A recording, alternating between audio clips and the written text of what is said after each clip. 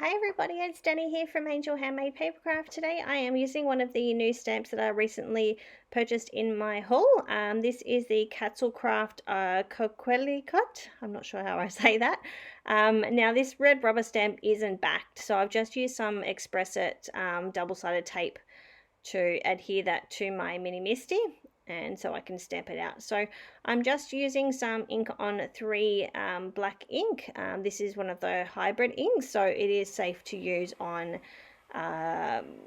watercolors and Copics as well as pencils, etc.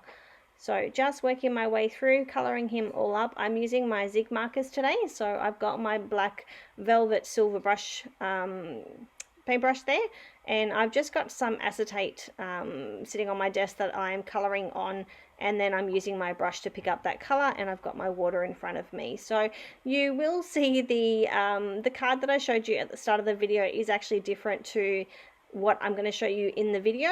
The reason for that is because I ended up adding extra water to this and it completely warped and I wasn't able to save it, so I did have to start again. So this will be slightly different. I didn't video the second one because I was a little bit annoyed at myself, but I wanted to share this video with you guys. So it was going perfect until after I'd finished the video and I decided to try and add some extra color, and I just made a mess of things. Those are the times where you know you should just step back. This was one of those. Alright, so I'm just really carefully picking up the colour just to add in a little bits of depth, and then I will add a little bit of water in and blend it.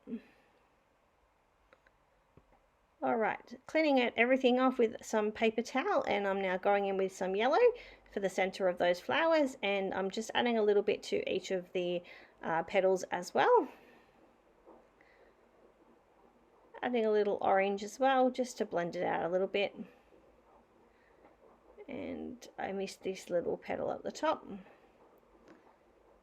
Going in with some green now for the stems, and I'll very gently go in and do those leaves as well. It was fun using my zigs like this. As you guys know, I don't use my zig pens very often. No reason, I love my Copics, but this was really fun, so I'll definitely be doing it again. Here I've got some liquid pixie dust from Ink on 3, and I'm just adding that to all of the petals. Probably not the best idea to be using my expensive brush, but I hadn't really thought about it beforehand, so I'm just making sure that I really clean my brush off to not leave any residue on my brush. So here I am bringing in one of my new waffle flower stamps.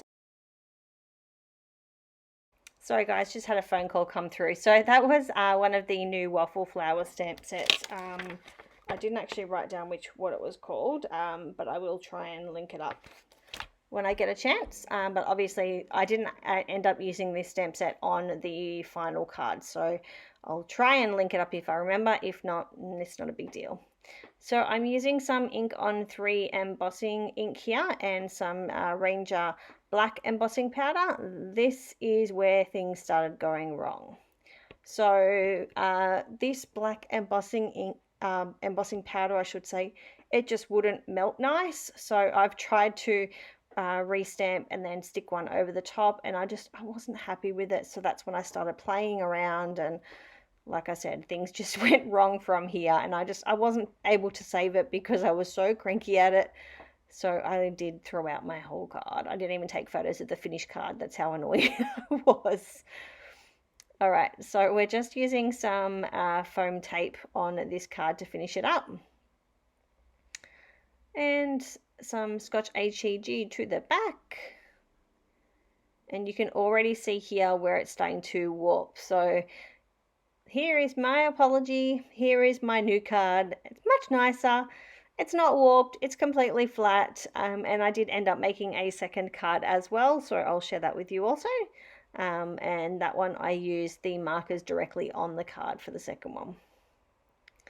So I thank you all for watching. As you can see, you know, things happen. It happens to the best of us.